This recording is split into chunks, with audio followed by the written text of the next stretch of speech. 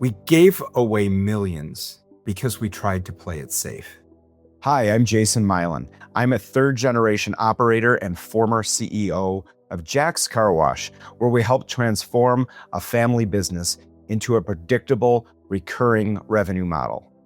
Today, I work with business owners who want scalable growth and consistent revenue, and customers who don't just buy once, but stay. You see, back in the late 1990s, the car wash industry was really changing. There were these exterior-only car washes popping up all over town.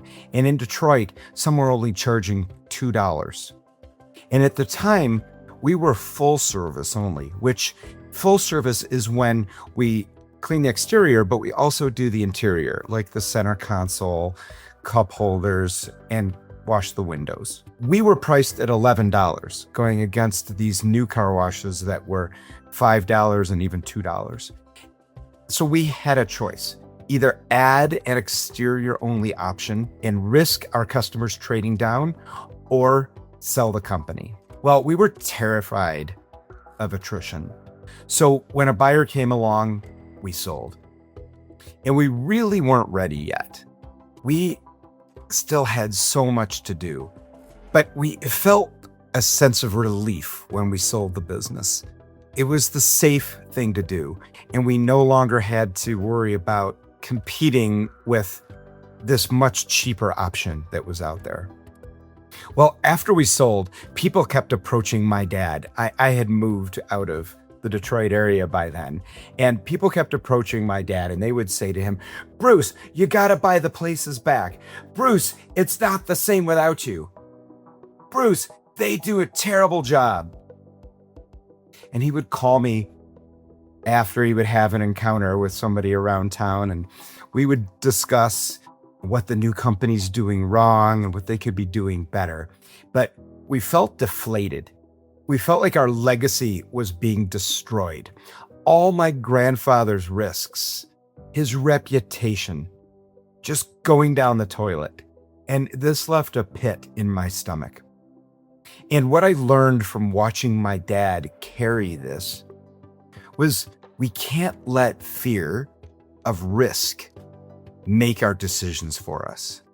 So when we finally bought the locations back 3 years later, after the new company had filed for bankruptcy, we did so with two partners. So we built the company back up, much stronger than it ever was.